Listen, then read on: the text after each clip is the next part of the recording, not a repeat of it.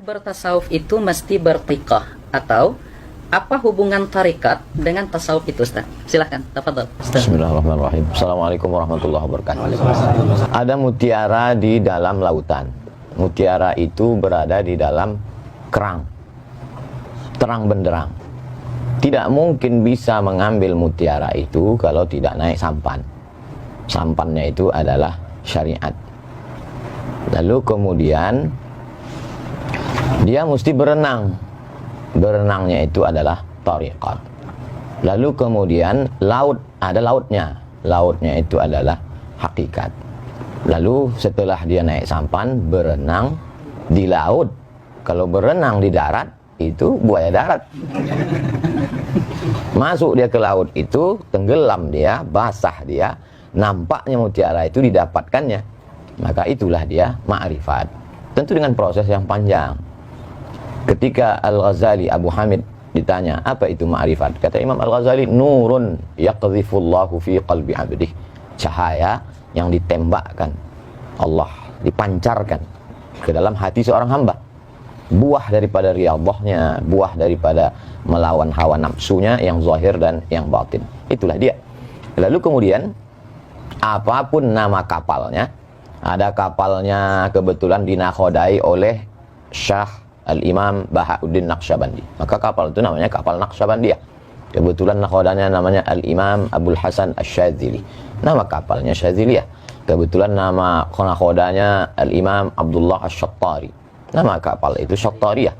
Nama nakhodanya Muhammad bin Abdul Karim Samman. Nama kapalnya Sammaniyah. Semua kapal-kapal ini berada di lautan La ilaha illallah Muhammadur Rasulullah. Maka insya Allah akan sampai. Jadi yang tidak sampai, yang tidak melewati jalan, atau dia bersikut-sikutan di jalan itu, maka itu yang tidak sampai.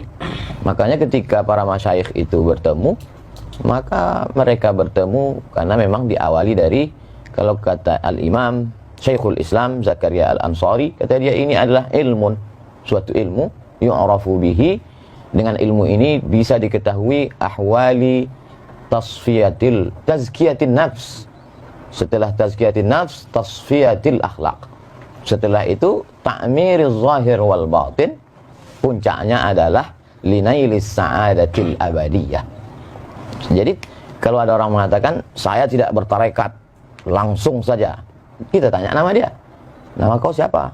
Nama saya, kebetulan dia orang Melayu, Atan misalnya. Berarti dia sudah membuat namanya tarekat Ataniyah. Dia membuat jalan sendiri. Kalau saya tak sanggup, saya membuat jalan. Maka dalam akidah saya ikuti jalan Al-Imam Abdul Hasan Al-Asy'ari.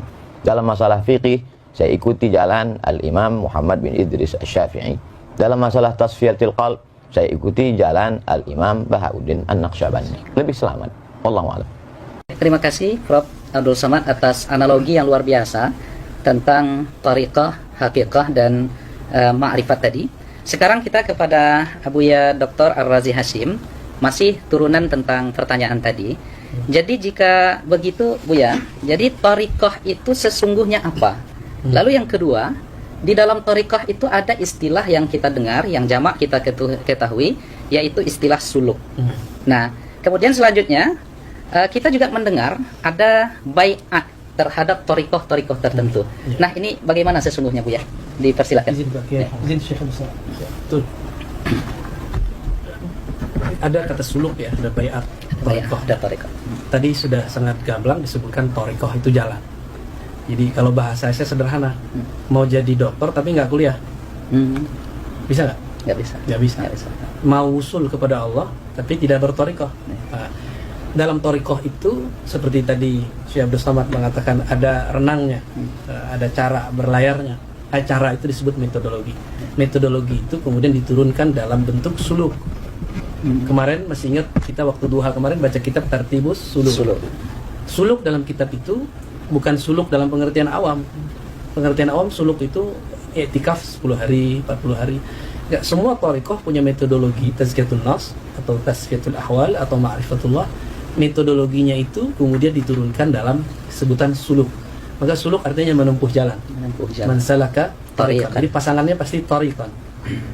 Nah, di situ ada yaltamisu bihi ilman. Nah, ilmu ini macam-macam. Ada ilmu billah, ada ilmu bi ghairillah. Kita bagi dua aja.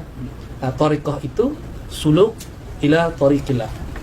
Suluk jalan, menempuh jalan kepada Allah Subhanahu wa taala. Supaya ada komitmen. Misalnya kita kuliah masuk dosen tertentu, ada kontrak belajar nggak? Ya. Kontrak belajar itulah bayat. Baik. Jadi kontrak belajar itu bayat. Ya. Di saat kita kuliah di satu tempat atau sekolah nyantri, kita pesantren, bisa nggak masuk pesantren 2 pesantren sekaligus? Tidak. Nggak sanggup ya? Nggak sanggup, nggak bisa. Nggak bisa. Bener. Mungkin. Bagaimana ya? Makanya bayat itu kalau lagi salik cukup 1 bayat. Tapi kalau antum sudah mursyid boleh banyak bayat. Baik. Ya, jadi bayat itu secara harfiah artinya ngambil sumpah setia mau jadi murid seorang syekh. Bayat ini tidak akan bermanfaat kalau tidak ada mahabbah kepada syekh itu. Zikir yang 40 kali jadi lama rasanya. Tapi kalau sudah mahabbah, maka zikir 70.000 pun terasa sebentar. Itu yang dimaksud oleh Sidi Abdul Hasan Asy-Syadzili, syekhuka man la yut'ibuka. Gurumu, ya, syekhuka man la yut'ibuka. Gurumu yang jika mengajarmu, menyuruh kamu berwirid, tidak membuat kamu terbebani. Jadi kalau kita disuruh wirid 100 kali pagi sore pun dah terbebani, itu bukan mursyid kita, berarti enggak jodoh. Bukan berarti makom dia bukan sampai makom mursyid, kitanya enggak mahabbah sama orang itu. Maka untuk suluk supaya tidak keluar-keluar, tidak balik-balik, perlu ada bay'ah. Namun dalam pemahaman saya sekarang, bay'at itu kan hakikatnya kepada Nabi, khulafa, ya, kemudian terakhir nanti Imam Mahdi. Maka sekarang itu bay'at thariqat itu intinya sebenarnya adalah at-talqin, ngambil talqin, ngambil kurikulum zikir. Jadi bukan bay'at dalam pengertian bay'at sia-sia, ya, bukan bay'at pemerintahan. Maka boleh dibatalkan, boleh. Antum kalau mau ganti guru silakan. Boleh saya itu Bu ya? Boleh nggak ganti sekolah? Pindah sekolah boleh? Sekolah boleh ya? Boleh pindah kampus? Boleh. Sama, pindah guru itu sama kayak pindah kampus. Terakhir, kurikulumnya sama. Misalnya Syekh Abdul Somad Naqsyabandi. Syekh terus apa nih? Lagi. Syadzili. Ta'addu dia. Syadziliyah ya? Syadzili. Oke. Di Thariqah ini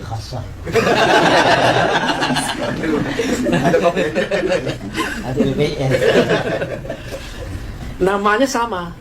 Sekolah itu sama-sama kurikulumnya kurikulum A, B. Yang beda siapa? Gurunya, bukan bangunannya. Maka at-thariqah itu yang aham itu bukan nama thariqatnya, bukan nama manhajnya, tapi man mursyiduhu. Siapa mursyidnya? Nah, itulah inti dari thariqah bayat. Ya. Ya, penjelasan yang luar biasa rekan-rekan sekalian yang dimuliakan oleh Allah. Kita tambah lagi dan semakin kesini semakin menarik. Ya, saya ingin ke Profesor Ustadz Abdul Somad lagi. Jadi jika demikian adanya tentang thariqah, tentang suluk dan lain sebagainya, ini mengapa Ustadz di dalam setiap thariqah itu zikirnya berbeda-beda dan mengapa ditalkinkan? Silakan Ustadz. Saya dengan Al-Mukarram Dr. Zulhendri Rais berjumpa dengan Syekh Muwaffaq Mursyid Syadziliyah yang juga muhaddis karena banyak ijazah hadis, murid dari Syekh Badruddin Al-Hasani.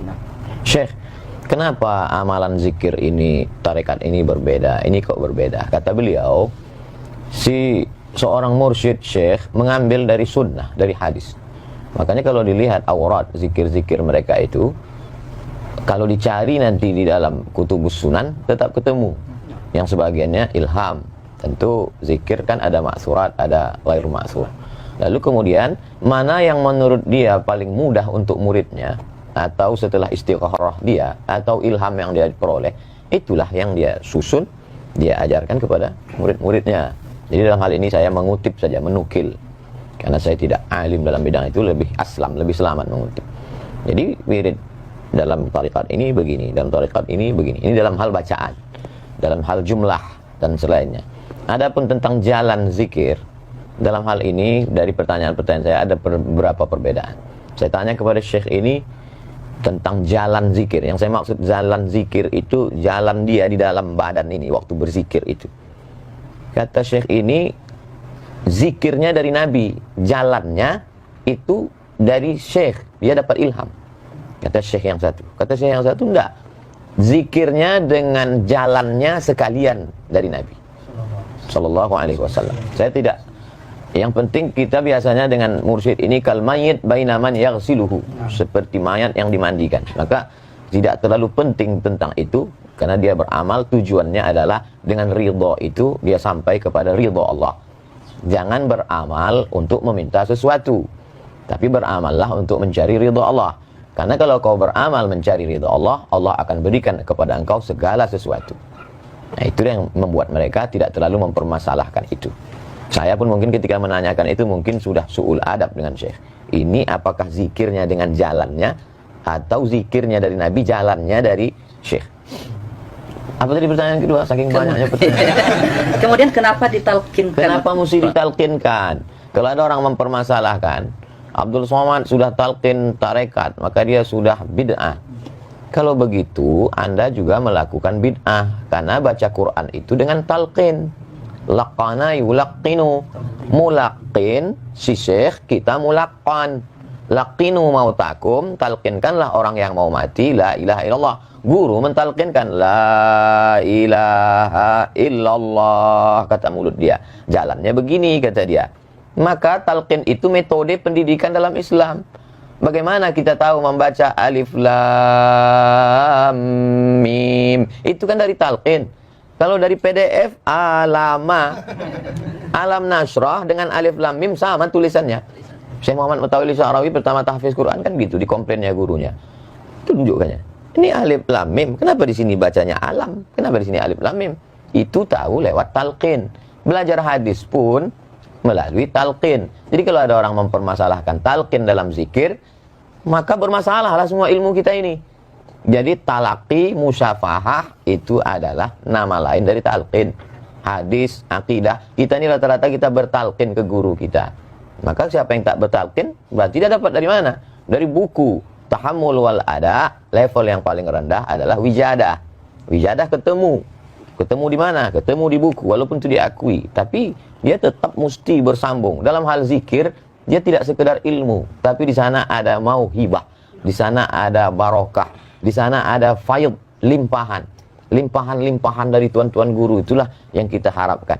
Maka dengan duduk ini mudah-mudahan kita semua mendapatkan limpahan faidul barakah dari Kiai Idrus Ramli, dari Buya Ar-Razi Hashim. Tapi yang paling banyak mengharapkan ini pasti barokah dari Kiai Idrus Ramli. Termasuk Buya Ar-Razi pun ingin mendapatkan. Wallahu a'lam. Terima kasih Prof. Abdul Somad ya, yang sudah menjelaskan dengan begitu gamblang ya tentang sebegitu indahnya. Jadi apa yang disampaikan oleh Ustaz Abdul Somad dengan Buya Ar-Razi Hashim dengan Kiai Idrus Ramli tadi, sesungguhnya apa yang kita tanyakan dengan seluruh jawaban mereka tadi menampakkan keindahan pilar ketiga di dalam ajaran agama kita itu, yaitu tentang ihsan. Nah, kalau begitu Kiai, saya ingin ke Kiai Idrus Ramli lagi.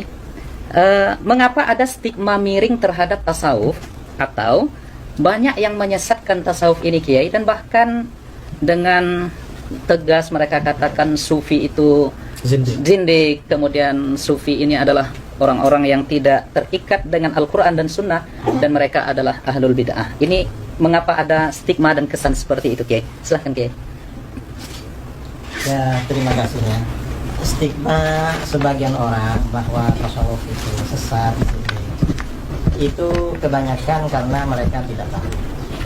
Jadi kata Imam Ghazali dalam kitab Ihya, sering beliau sampaikan, an-nasu a'da'u ma jahilu. Manusia biasanya memusuhi apa yang mereka tidak tahu. Coba mereka tahu, tidak akan begitu. Seperti misalnya juga, seperti sebagian orang-orang ya, orang-orang yang tidak suka tasawuf, bilang bahwa ajaran-ajaran tasawuf itu bertentangan dengan Al-Quran dan Sunnah. Padahal orang sufi itu paling rajin baca Quran. Paling rajin baca. Syaratnya sufi harus rajin baca Quran, rajin zikir, rajin sholat. Itu kan dari Al-Quran Sunnah semua. Kemudian juga masalah bertentangan dengan Sunnah. Dan ilmu tasawuf seperti disampaikan oleh Imam Junaid Al-Baghdadi. Ahlus Sunnah ini imam mazhabnya dalam tasawuf Junaid bin Muhammad Al-Baghdadi. Imam Junaid Al-Baghdadi mengatakan ilmuna hadza muqayyadun bil kitab was sunnah. Ilmu kita ini diukur, dipagari, dibatasi, diatur dengan Al-Qur'an dan Sunnah. Bahkan ya kata dari artinya apa? Seorang ulama sufi, seorang mursyid itu harus ahli tafsir, harus ahli hadis.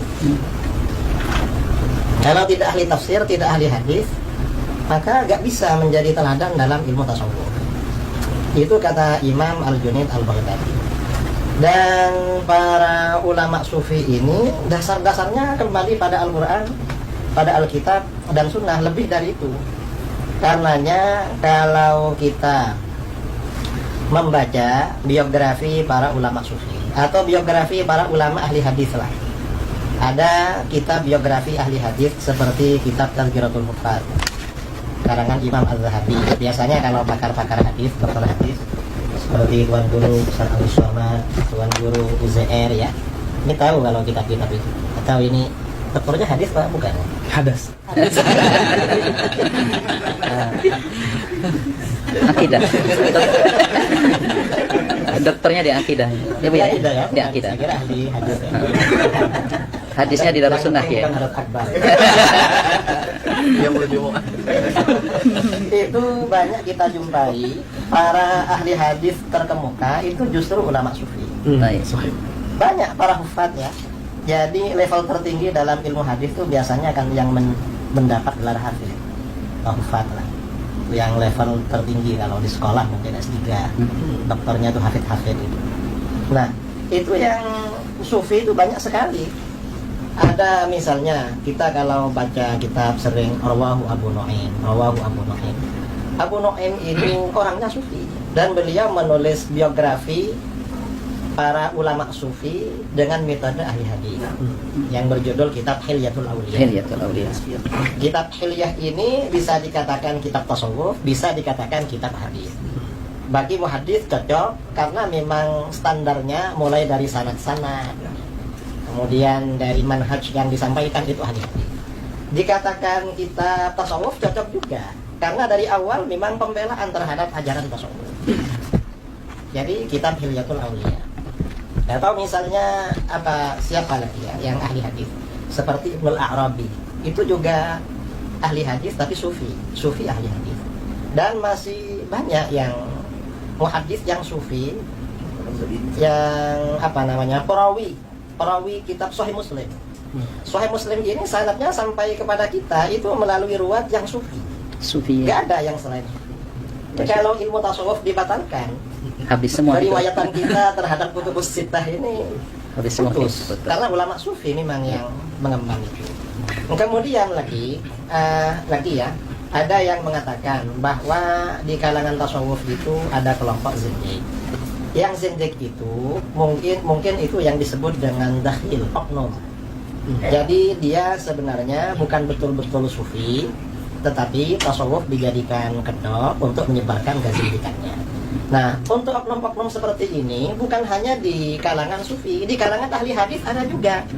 Makanya di kitab-kitab mustalah hadis ya, ada hadis-hadis palsu ahdatsat uzzanadiqah yang dibikin-bikin oleh orang-orang zindik. Dan ini nggak bisa kelompok zindik yang membuat hadis-hadis palsu lalu kita jadikan stempel untuk merusak semua ahli hadis misalnya. Loh, ahli hadisnya ternyata zindik, padahal ya cuma oknum. Oknum itu ya di mana-mana. Di mana-mana ada di ya. kalangan ahli kalam yang zindik ya juga ada, kalangan ahli hadis ya ada, hatta di kalangan fuqaha yang punya pendapat syad itu juga ada, di mana-mana ada memang. Dan kita ya menilai sesuatu itu standarnya secara umum, secara valid, bukan pakai standar yang syad, yang oknum-oknum itu. Saya kira itu ya. Kalau masalah thariqah, sebenarnya kita semua ini berthariqah. Saya kalau thariqah dalam istilah ini tasawuf, thariqahnya secara tabarruk Syadzili. Tapi kalau thariqatul hayah, thariqah kehidupan saya seperti dari guru-guru saya selalu menyampaikan thariqatuna at-ta'allum wa ta'lim. Thariqah saya ini belajar dan mengajar. Ada guru-guru mau ngajar kita dengar. Ada orang-orang mau belajar sama kita, ya kita ajarin. Itu thariqah kita memang. Baik, terima kasih Kiai Idrus Ramli atas penjelasan yang begitu luar biasa. Saya akan ke Buya Ar-Razi Hashim. Jadi turunan dari ajaran tariqah itu Buya. Ya. Dan kita sering diserang di sini. Dan anehnya lagi saya lihat, yang saya perhatikan, mereka juga sesungguhnya ini persoalan robitoh. Jadi ada yang menyerang kita dalam persoalan robitoh, tetapi sesungguhnya mereka berrobitoh. Allahumma innaka ta'lamu anna hadhil quluba qad istama'at, dan itu mereka sebut juga sebagai kawan-kawan kita sebagai doa Rabithah. Nah, sekarang Rabithah itu apa Bu ya? Dan apakah betul Rabithah itu dalam tanda kutip mempertuhankan guru? Kadang kita di ribat-ribat di majelis kita itu ada foto-foto guru kita, dan kita dituduh oleh sebahagian sahabat-sahabat kita ini mempertuhankan, mengqadasahkan guru. Nah, jadi bagaimana ini Bu ya? Silakan Bu ya. Ya, para pembenci tasawuf itu kurang mengerti bab cinta. Rabithah itu adalah alaqatul hub baina syekh wal murid, baina al-murid wa syekh. Jadi hubungan cinta antara guru, murid dan guru. Seharusnya Rabithah itu, jadi kita bagi, ada ar-Rabithah al-kubra, ada ar-Rabithah as-sughra. Yang paling pantas kita ikat cinta itu hanya kepada Allah. Allah hanya bisa lewat Rasulullah. Maka Rabithah yang kubra itu cuma kepada baginda Rasulullah SAW. Namun karena kita tidak bertemu Rasulullah, maka Nabi mengatakan, tuba liman ra'ani. Tuba liman ra'ani. Kalau nggak bertemu aku, kan tadi beruntung yang bertemu aku melihat aku. Ya sudah, tuba liman ra'a man ra'ani. Itu Rabithah. Itu dalil Rabithah yang pertama yang paling sahih. Ya. Dan disebutkan di riwayat Ahmad, Nabi mengulangnya sab'an. Berarti 7 kali. Liman ra'a man ra'a man ra'a man ra'a. 7 generasi. Ya. Terus dalam hadis Imam Ibnu Majah ada yang semakna, Ahmad juga ada, Abu Nuaim dalam Hilyah tadi disebut oleh Pak Kiai Idrus. Nabi ditanya 2 lafaz, man awliyaullah, yang kedua man khairun nas. Apa jawaban Nabi? Man idza ru'u dzukirallah. Itulah dalil Rabithah terkuat. Dan cara Rabithah ada di situ. Siapa yang jika dia dipandang, divisualkan, diingat, maka mengingat mereka, memandang mereka, menghantarkan kita kepada Allah Subhanahu wa taala. Itulah Rabithah yang hakiki. Ya. Dan itu mesti bersanad. Ya. Mesti ditalkinkan. Ya. Jadi itu dalil Rabithah. Apa masih kurang? Ya. Artinya semua amalan-amalan yang ada atau praktek di dalam dunia tasawuf itu ada dalilnya dari Al-Quran dan Sunnah ya. Nah, sekarang ru'u kan dipandang. Ya, dipandang. Karena kita susah membayangkan guru, boleh nggak kita ambil foto guru taruh di rumah? Ya. Boleh nggak? Boleh. Kalau memandang foto beliau membuat kita ingat ilmu beliau tentang zikrullah, maka bagian dari Rabithah. Dulu kalau orang-orang Pariaman di matamnya itu, di rumah makannya ada foto Angku Salih. Ya. Angku Salih itu dulu berkalam. Kalau fotoku ada di rumah kalian, tapi kalian tidak sholat, tolong dicopot, tolong dibakar. Berarti Rabithahnya nggak nyambung gitu. Ya. Terputus Bu ya. Nah, itu salah satu contoh Rabithah. Ya. Nah, terima kasih Bu ya. Saya ke Profesor Ustadz Abdul Somad. Jadi Ustadz, di dalam pengamalan tasawuf itu ada di antara teknik zikir itu yang mereka berdiri Ustadz. Mereka berdiri, dan ini saya pernah menyaksikan beberapa kali, terutama di Sudan ada tariqah samaniyah yang mereka berzikir la ilaha illallah itu berdiri dan berkeliling. Nah, jadi ini seperti apa sebenarnya Ustaz? Karena ini kita yang mengamalkan ini juga diserang, dituduh, dan bahkan dibid'ahkan juga. Silakan Ustaz. A'udzubillahi minasyaitonirrajim. Alladzina yadhkurunallaha qiyaman. Mengingat Allah berdiri. Wa qu'udan. Kemudian duduk. Wa 'ala junubihim. Kemudian berbaring. Karena memang posisi manusia, siapapun dia, dimanapun dia, tak keluar dari 3 itu. Berdiri, duduk, dan berbaring. Semuanya yadhkurullah. Mereka mengingat Allah Subhanahu wa taala. Mulutnya menyebut, hatinya mengingat, dan akal serta seluruh tubuhnya mengagungkan yang disebut itu, Allah Subhanahu wa taala. Jadi ada juga orang mulutnya menyebut, tapi perbuatannya seperti tidak mengagungkan Allah Subhanahu wa taala. Adapun ketika dia bergoyang tubuhnya, maka ada, kalau kita menikmati sesuatu, ada ekspresi. Kalau kita ini diberikan minuman, andai ada minumannya, maka minumannya sama, ekspresinya berbeda. Misalnya Ustadzul Hendri ekspresinya matanya misal Ustadz Abdul Somad misalnya Masya Allah. Kiai Idrus tentu dia punya khas kan? Buya Ar-Razi, itu ekspresi itu tidak dibuat-buat. Kalau dibuat-buat namanya tasannu, dibuat-buat. Jadi Al-Imam Al-Qushairi dalam Ar-Risalah Al-Qushairiyah, dalam pembahasan tentang as-sama', ketika mereka mendengarkan lantunan syair zikir, lalu kemudian terjadi ekspresi di tengah orang yang mendengar dan mengikuti itu, atau hadrah. Kalau ekspresinya itu murni karena zauq dia, karena Allah, maka berarti itu memang pemberian Allah, hibah. Tapi kalau dia ternyata sengaja tasonno, membuat-buat supaya dikagumi orang, supaya disangka sudah wusul, padahal dia belum apa-apa, maka dia sudah kadzib, dusta, bohong.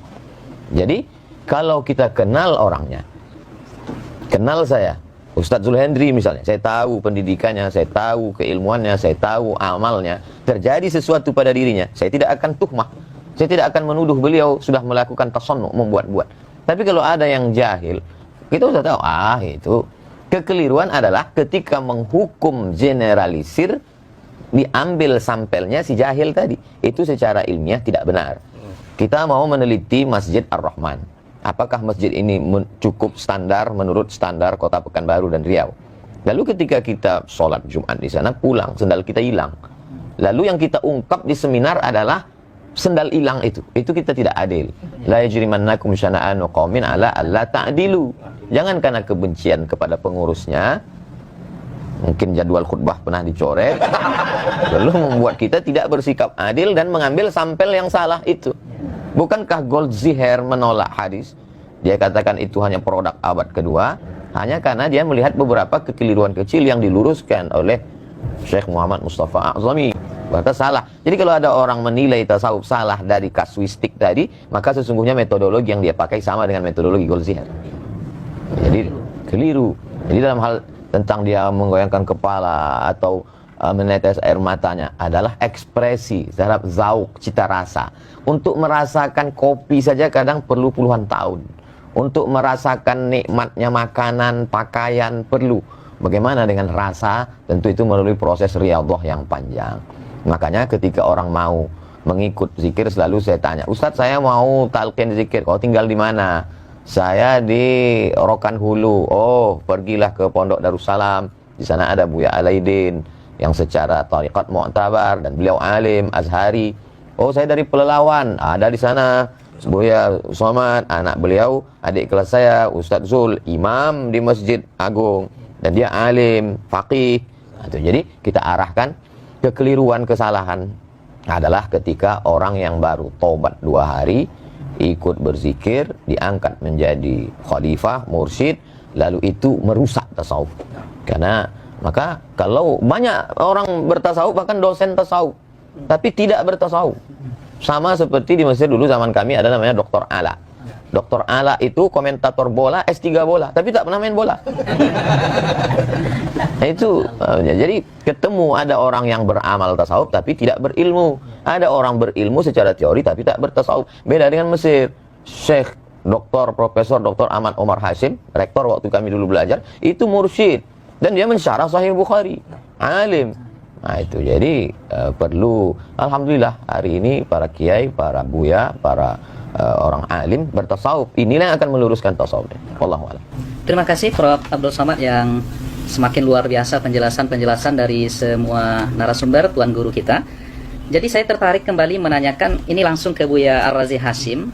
Apa yang disampaikan oleh Ustadz Abdul Somad tadi, kenyataannya di tengah masyarakat kita lihat Buya, ada yang bergabung ke thariqah, masuk ke majelis tawajuh itu setelah itu dia ingin kebal peluru, kebal senjata tajam, yatiru fis sama wa yamshi 'alal ma. Terbang di atas awan, berjalan di atas air. Nah, jadi apa bedanya karena kita sering dituduh ini terus nih Bu ya. Bahwa orang yang gabung itu tuh pengen dapat ini. Nah, jadi apa sesungguhnya beda tasawuf itu dengan kebatinan? Iya.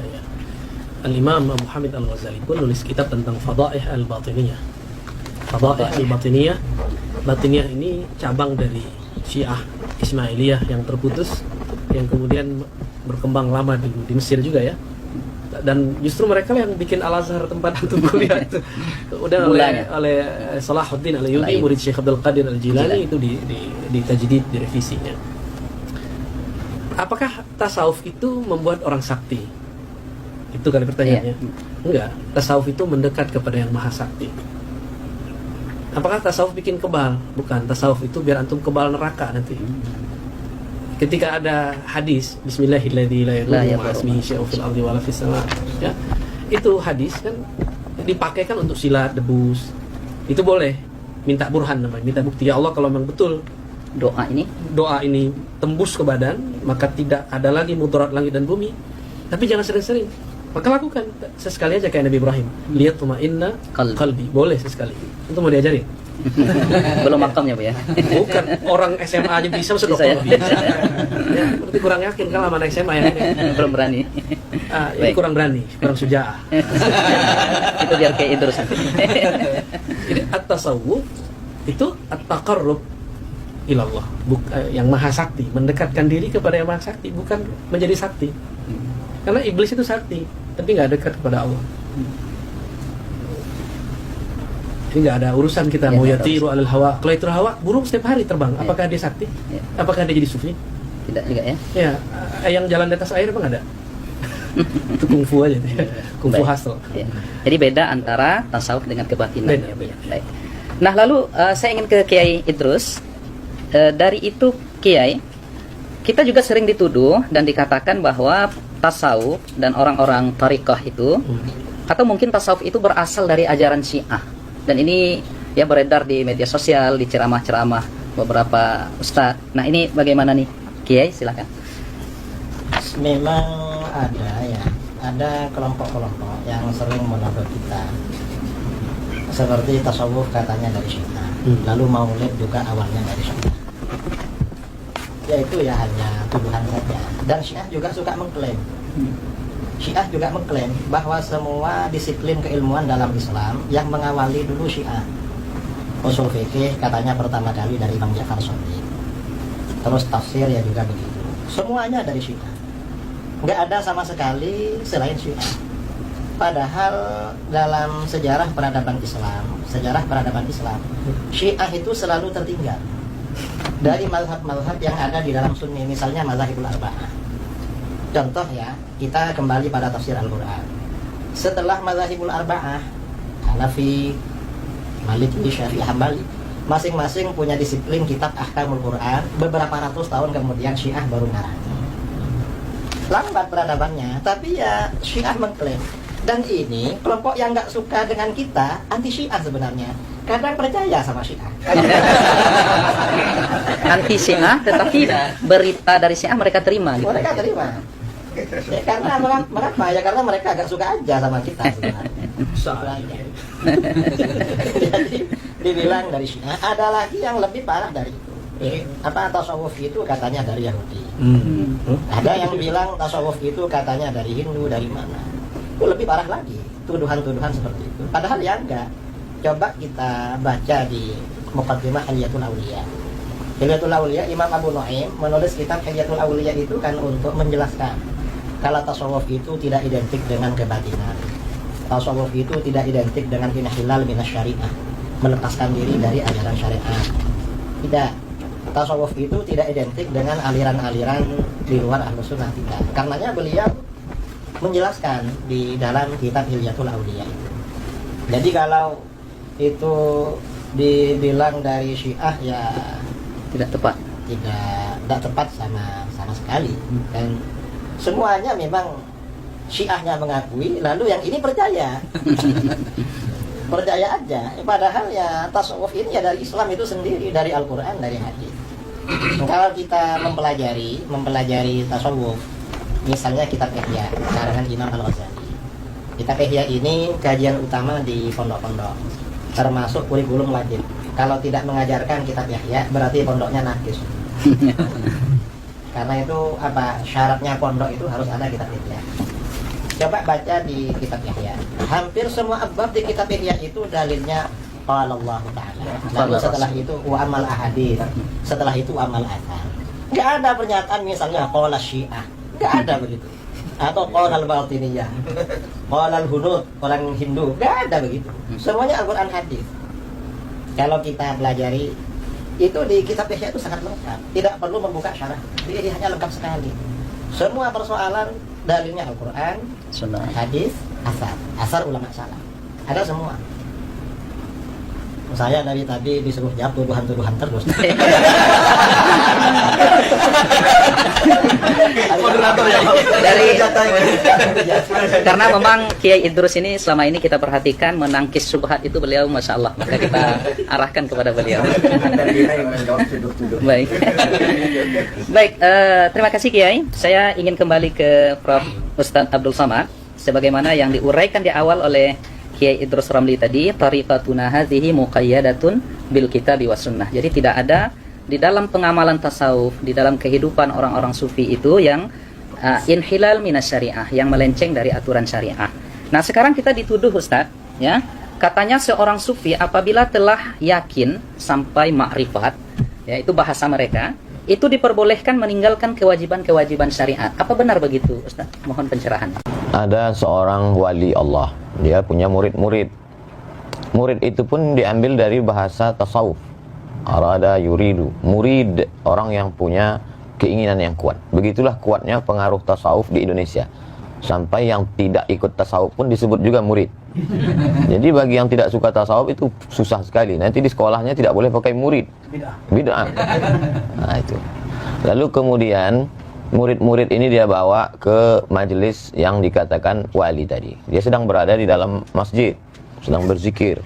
Begitu mereka sampai, tiba-tiba yang dikatakan wali di dalam masjid tadi meludah di dalam masjid. Ya bersuku, meludah. Langsung dia membawa murid-muridnya pulang. Ayo kita pulang, ini bukan wali Allah, tapi wali syaitan. Kenapa? Karena mukhalafat, meludah dalam masjid itu bertentangan dengan sunnah. Itu disebutkan Imam Al-Qushairi yang kita baca Ramadan tahun lalu. Jadi betapa mereka berpegang kepada sunnah. Kemudian ada satu kitab yang ditahqiq oleh Syekh Abdul Halim Mahmud. Beliau dianggap sebagai sufi modern, menjabat Syekhul Azhar, dapat gelar doktor dari Sorbonne, Perancis. Dosen pembimbingnya Louis Massignon, Louis Massignon tulisannya. Dalam kitab itu dia bercerita tentang ungkapan-ungkapan mereka. Idza ra'aitar rajul, kalau kau lihat ada orang yatiru fil hawa, terbang di atas awan, yamshi 'alal ma, berjalan di atas air, la taghtar, jangan tertipu, tapi pandanglah bagaimana istiqomahnya dia dengan syariat. Lalu kemudian kalau engkau masuk ke dalam hutan, sampai di dalam hutan itu tiba-tiba burung-burung yang di atas pokok kayu itu mengucapkan salam. Assalamualaikum ya Abdus Somad. Maka pandanglah hatimu. Kalau dalam hatimu ada rasa bangga, oh akulah wali Allah, berarti kau sedang tertipu, maghrur. Tapi lihatlah, kalau dalam hatimu ada rasa khasyah, khauf, takut kepada Allah, berarti itu memang datang. Jadi fenomenanya boleh sama, tapi efeknya terhadap diri. Jadi dia lebih banyak melihat dirinya, lebih banyak melihat ke dalam. Tuba liman syaghalahu aibuhu an uyubin nas. Lalu kemudian bagaimana seseorang itu berpegang kepada ikatannya. Ikatannya itu adalah Al-Quran dan Sunnah. Kenapa mereka itu sanad terjaga sampai hari ini? Karena mereka mengikat dirinya dengan Quran, Sunnah, dan orang yang mengamalkan Quran dan Sunnah itu. Orang-orang tasawuf ta'zimnya ke guru luar biasa. Saya perhatikan mereka sebelum majelis. Kalau kita kan baca Fatihah li jami'il mu'minin wal mu'minat muslimin wal muslimat al ahya'i minhum wal amwat min masyariqil ardi ila magharibiha. Selesai satu Fatihah. Kalau saya tengok mursyid-mursyid itu, untuk syekh ini satu Fatihah, untuk syekh ini. Maka mereka ingat nama silsilah itu. Kenapa mereka mudah mengingat sanad itu? Karena dikiriminya Fatihah satu-satu. Karena dia ingat susunannya, urutannya, dan mereka itulah yang menjaga sanad itu. Itu salah satu bukti mereka berpegang dengan Quran dan Sunnah, dan juga orang-orang yang mengamalkan Quran dan Sunnah itu. Wallahu a'lam bishawab. Terima kasih Prof. Uwas yang sudah menguraikan kepada kita dengan uraian yang juga sungguh luar biasa. Kemudian saya ingin langsung ke Buya Ar-Razi dulu, ya, karena kita lihat kajian-kajian Buya Ar-Razi ini banyak mengokohkan pilar yang ketiga ini tentang tasawuf, tentang kerohanian. Jadi sesungguhnya Buya, jika ada tiga pilar ini, apakah seorang muslim itu wajib bertasawuf? Mau jawab langsung, Pak? Jawab muter-muter. Langsung Buya. Muter dulu dikit nggak apa-apa. Kalau al-Islam melahirkan ilmu fikih, fikih ini kemudian melahirkan banyak mazhab yang kemudian Allah seleksi jadi 4. Tanpa bermazhab, tanpa berfikih, kita tidak tahu sholat kita sah atau batal. Lalu Imam Ghazali ditanya, apa perbedaannya antara fikih dengan tasawuf? Kalau fikih ma'rifatus sihhah, nggak tahu yang sahih ataupun yang batil. Sedangkan tasawuf ma'rifatul qabul warad. Jadi terima tidak diterima itu para sufi sudah ada indikatornya, ya. Bisa dicek dan itu jelas ilmiah. Mengetahui sholat saya diterima oleh Allah atau tidak. Jadi kalau ahli fikih bilang hanya Allah yang tahu sholat terima, berarti dia belum belajar tasawuf. Kalau dia sudah belajar kitab Ihya'ul Ulumuddin yang tadi disebut Kiai Idrus, itu mereka akan mengerti bahwa sholat saya pasti diterima nih, atau tidak diterima. Namun diterima pun dia tetap istighfar. Kenapa? Sebagus-bagus sholat kita tidak akan pernah sama dengan sholat Nabi. Sallu kama ra'aitumuni Usalli. ya, maka Nabi kasih kalam yang indah, itu tashilan lana wa rukhsatan lana. Kama ra'aitumuni. Nabi nggak mengatakan sallu kama usolli. Itu kan gawat kalau begitu. Bisa-bisa nggak sholat kita. Tapi kama ra'aitumuni, sebagaimana engkau memandang, melihat. Mandang Nabi nggak? Tidak langsung. Maka kita mandang orang yang punya sanad kepada Nabi. Bersanad kepada Nabi secara zahir, itulah mazhab fikih. Lalu Nabi mengajarkan, kalau engkau sholat, bacalah wajah tuh. Itulah qalbu. Ketika takbir, kecilkan dirimu. Itulah ajaran ruhani Nabi. Maka kalau kita bersolat cuma belajar rukun 13, tapi tidak belajar rukun khusyuk, antum sampai mati juga nggak khusyuk, kusut aja ya. Jadi bagi saya belajar tasawuf itu wajib. Karena itu pilar Islam, iman, ihsan. Ihsan itu wajib nggak? Iya, wajib. Cara untuk ihsan itu tasawuf. Cara tasawuf itu thariqah. Ma la yutimmu bihil wajib illa bihi fahuwa wajib. Ya. Baik. Terima kasih Buya. Ada 2 atau sekitar 3 pertanyaan lagi ya, dalam 5 menit ke depan. Saya ingin ke Prof. Uwas dulu. Jadi serangan lagi untuk karena ini sifatnya pertanyaan, tidak lagi tuduhan-tuduhan. Karena ini tidak tuduhan-tuduhan lagi, tidak syubhat lagi. 2 pertanyaan terakhir ini, Bro. Jadi seperti apa sesungguhnya ya tasawuf itu dalam pengamalan salafus saleh? Ada nggak di masa salaf itu ya salafus saleh yang bertasawuf? Karena katanya ini tidak sesuai dengan manhaj salaf dan lain sebagainya. Mohon penjelasan dari Uwas. Khairul qurun qarni, sebaik-baik abad adalah abadku. Tsummal ladzina yalunahum. Kemudian 1 abad sesudah itu. Tsummal ladzina yalunahum. Kemudian 1 abad sudah itu. 3 abad inilah yang disebut dengan salaf. Jadi kalau ada orang mengaku guru kami dari kalangan salaf, ada di masjid, kata dia. Jadi kita pun terkejut-kejut. Kok bisa guru kau tuh hidup sampai sekarang? Jadi tentang Imam Ahmad bin Hanbal. Imam Ahmad bin Hanbal itu salaf karena meninggalnya tahun 241.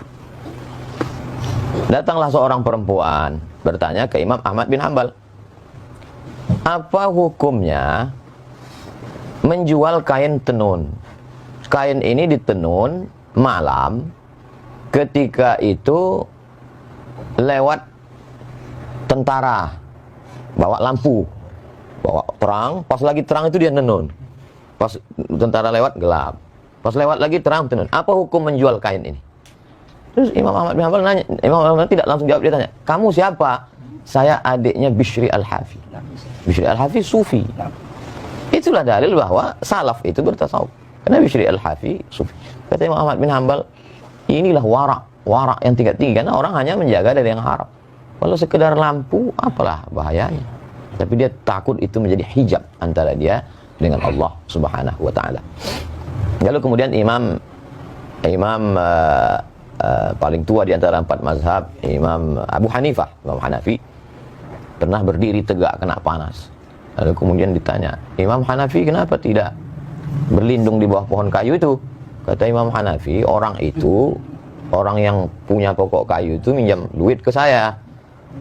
Saya takut kalau saya berdiri di bawah pokok kayu itu, kullu qardin jarra naf'an fahuwa riba. Jadi sampai sehalus itu warak mereka, zuhud mereka. Jadi itulah yang dikumpulkan oleh para ulama, di antaranya dalam Al-Luma' At-Tusi, kemudian dalam Ar-Risalah Al-Qushairiyah, dalam kitab-kitab tasawuf. Kemudian barulah mengkristal susunan yang paling indah kalau dalam mustalah hadis Muqaddimah Ibn Salah, Ramah Hurmuzi. Sebelum itu cantiknya itu pada Ihya Ulumuddin Imam Abu Hamid Al-Ghazali 505. Jadi kalau orang mengatakan mana salaf itu bertasawuf, ya kumpulkanlah. Nah, ini juga bagi penggemar tasawuf, dia dapat bahan banyak dari dialog kita hari ini. Bisa kumpulkan salaf bertasawuf, dalil-dalilnya, bagaimana mereka wara, zuhud, bagaimana mereka takut kepada Allah dan lain sebagainya. Imam Ahmad bin Hanbal ketika beliau amat sangat wara. Jadi sifat-sifat tasawuf itu ada pada diri mereka, walaupun mereka tidak menyebut dirinya sufi. Kebalikan dari yang sekarang, mengaku sufi tapi sesungguhnya sifat tasawuf jauh. Mudah-mudahan kita termasuk orang-orang yang mengamalkan sifat-sifat tasawuf itu dan kita dijaga Allah SWT. Saya kira demikian. Allah. Baik, terima kasih Prof. Uwas. Ya, berbeda ada kalam beliau tadi. Berbeda pada dengan hari ini banyak orang yang mengaku sufi tetapi amalnya jauh dari kesufian itu.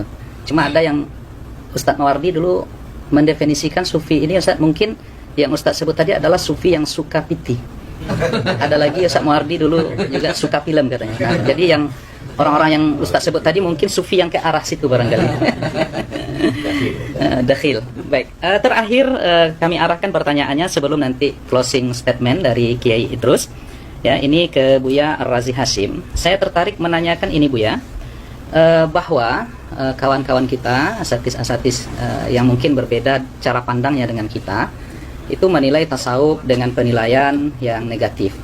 Padahal hasil sependek pembacaan kami, itu imam mereka, yaitu Imam Syekh Ibnu Taimiyah, itu bahkan di dalam Al-Bidayah dikatakan, saya melihat di sini, at-tabarruk bisyurbi ma'i ghuslih.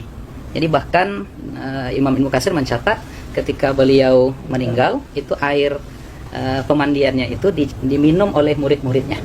Nah, bahkan hudurun nisa war rijal, dan bahkan Imam Ibnu Taimiyah ini dikuburkan di Damaskus itu di makbarah sufi ya. Nah, ini seperti apa ini Bu ya sebenarnya? Jadi pengikutnya anti sufi, tetapi kita lihat Imam Ibnu Taimiyah dan muridnya Ibnu Qayyim itu bahkan punya karya-karya tentang kesufian, tentang ihsan. Silakan Bu ya. Bismillah. Ini karena ngomong Ibnu Taimiyah saya harus ta'awuz dulu ya. Biar nggak ngomongnya campur dengan emosi. Baik. Syekh Ibnu Taimiyah awalnya adalah asyadun nas ya, i'tidaan ala sufi wa sufiyah. Adalah orang yang paling keras menyerang tasawuf, tapi niat dia baik. Dia punya definisi tasawuf itu sendiri. Bagi dia sufi itu seperti yang dikatakan Imam Junaid tadi, muqayyadun bil kitab wa sunnah. Tapi itu persepsi dia. Maka dia seranglah Al-Bakri, dia seranglah Ibn Arabi, hatta Ghazali nggak selamat dari dia.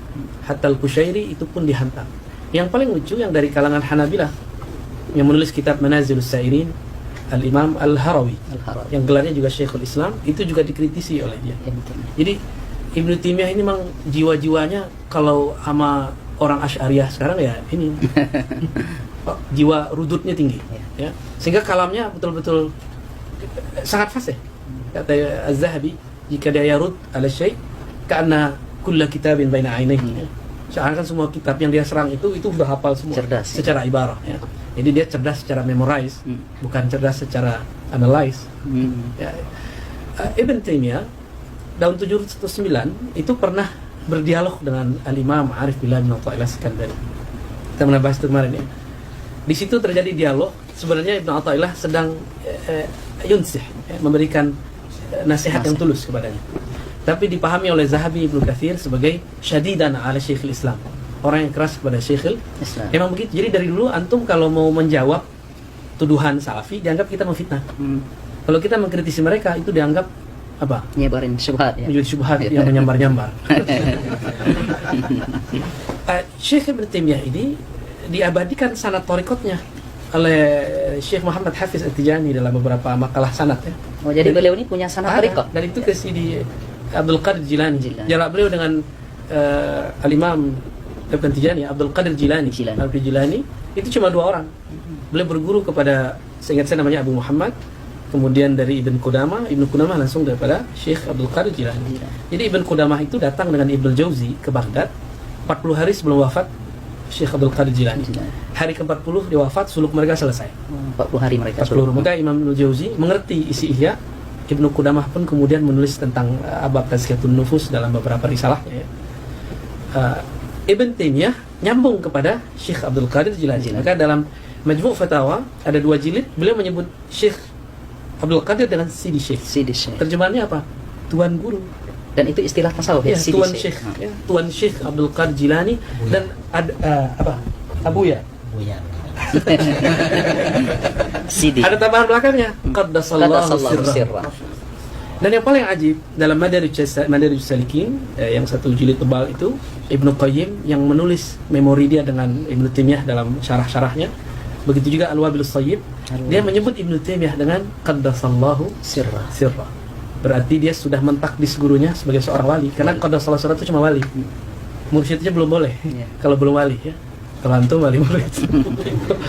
Jadi Ibnu Taimiyah fi awakhir umri kana yamil ila tasawuf bal yadfa anhu. Jadi beliau di akhir hayatnya memang sudah cenderung bertasawuf karena sudah tidak boleh lagi nulis, tidak boleh lagi berfatwa, dan beliau yakhtimul Quran fi shalah. Jadi khatam Qurannya dalam salat. Ada subuh zikir enggak berhenti-berhenti, dan itu cuma amalan sufi. Jadi akhir hayatnya beliau asli bertasawuf. Jadi intinya Ibnu Taimiyah tidak anti tasawuf, dia cuma ingin membersihkan tasawuf versi dia. Lalu mengapa murid-muridnya sampai hari ini pengikut metodologi beliau itu anti dan sangat keras itu ya? Kira-kira apa itu latar belakangnya kira-kira? Li'annahum ma indahum isnad ya. Karena mereka enggak punya sanad. Kalau orang enggak punya sanad, sanad fikrah, sanad ijazah, sanad tarbiyah. Mereka enggak punya sanad tarbiyah. Sanad ijazahnya enggak punya kan? Sanad tarbiyah ini paling mahal. Mereka enggak punya sanad tarbiyah sehingga tidak ada yang ngerekam thariqatnya Ibnu Taimiyah. Ketika dikabarkan oleh para masyayikh Ibnu Qayyim nulis Madarijus Salikin, itu Muhammad Hisan itu mentahzir kitab Ar-Ruh. Jangan dibaca kitabnya. Al-Adawi meragukan karya Madarijus Salikin. Usah baca kitabnya. Jadi mereka sendiri kurang ajar sama imamnya. Apalagi sama kita. Apalagi sama orang-orang di samping saya. Jadi ini terakhir ya. Kita itu walaupun mau menjawab mereka, tapi niatnya memperkuat diri kita. Kita la nashtaghil bimasailihim bi ikhtilafi. Kita enggak usah repot dengan mereka. Kita perkuat saja aswaja yang kita punya. Masalah mereka mau jidal ya sudah, biarin aja. Nanti kalau jidal kita serahkan kepada Syekh itu.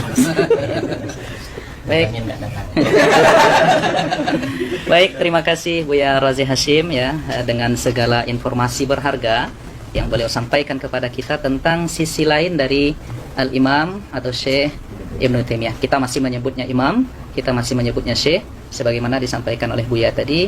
Murid-murid beliau sudah menganggap beliau pula menjadi seorang wali dengan ungkapan qaddasallahu sirrah. Artinya ujung-ujungnya kita yang ingin mencintai tasawuf ini adalah kebeningan kalbu. Maka kita tidak punya rasa benci kepada siapapun.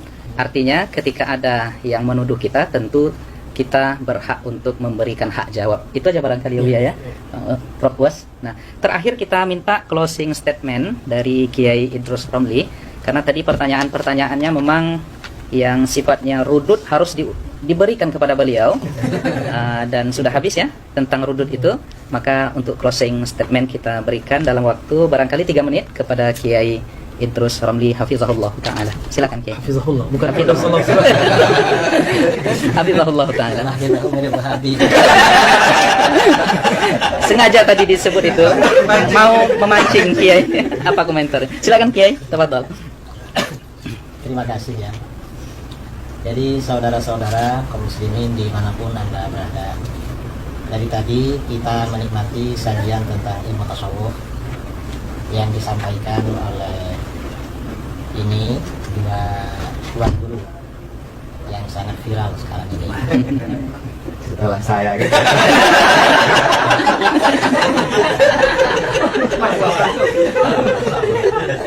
Ada ujungnya. Tuan Guru UAS, kemudian juga di samping saya Buya Dr. Al-Wazi Hashim, dan beliau semuanya dokter. Saya gurunya dokter. Saya ini kawannya. Dokter pilih ijazah. Habis saja.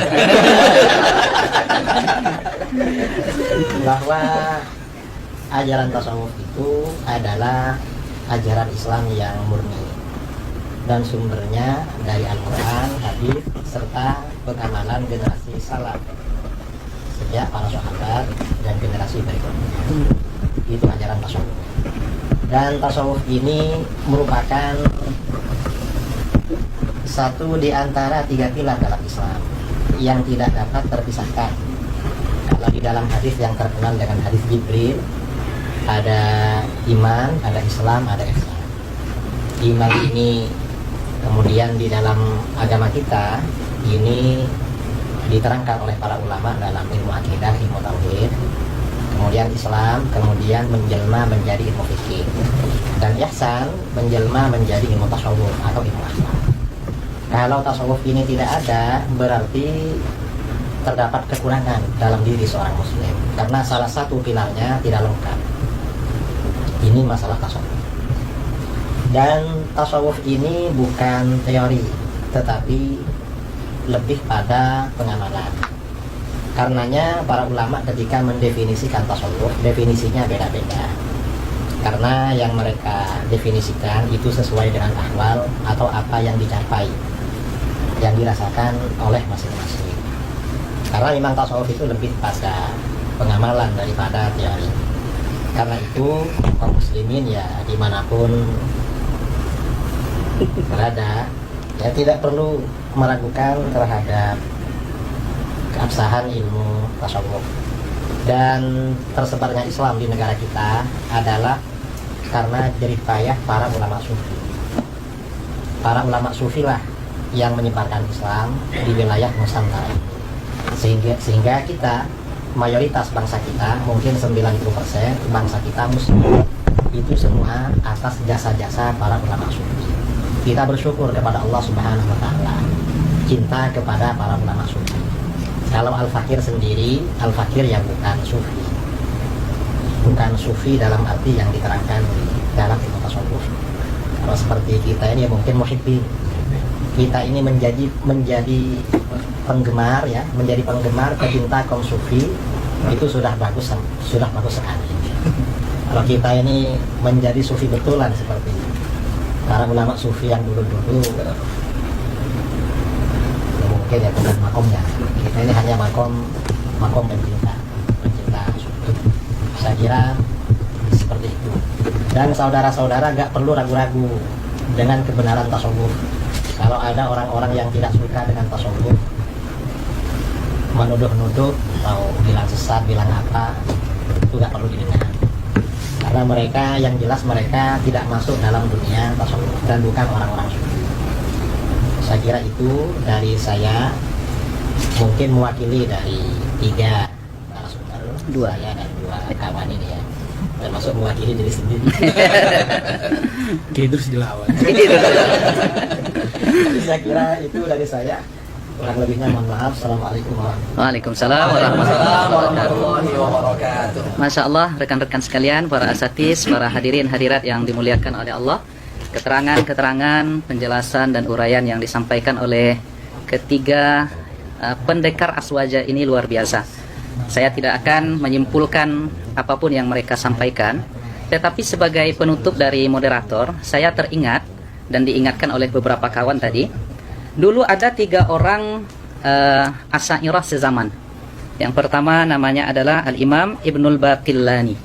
Itu gelarnya digelari pada masa itu dengan Bahrun Mawrik, ya. Beliau ini ibarat lautan yang menenggelamkan. Kemudian ada Al-Imam Abu Bakar Ibnu Fawrak, ya. Ini gelar beliau adalah Sallun Mitrak, ya. Pedang pemukul besi. Jadi luar biasa hujah-hujah beliau sezaman dengan Imam Ibnul Baqillani. Dan ada lagi disebut oleh Imam Nawawi, beliau ini adalah Al-Ustadz Abu Ishaq Al-Isfirayini. Nah, ini gelar beliau adalah Narun Tuhrik, ya, api pembakar. Nah, sekarang agaknya kita boleh memberikan gelar kepada ketiga asatidz kita di sini, ya, rekan-rekan yang setuju, ya. Yang pertama kepada Buya Ar-Razi Hashim kita gelari dengan Barqun Lami', ya. Barqun Lami', kilat yang menyilaukan. Kemudian kilat yang menyilaukan, insyaallah dengan ilmu dan ruhani beliau. Kemudian kepada Yai Idrus, karena beliau biasanya garang, ya, untuk merudut segala, ya, mengkonter segala pemahaman-pemahaman yang keliru, kita gelari sebagai Asadun Qami', yaitu singa pemberangus. Karena beliau punya syaja'ah, ya.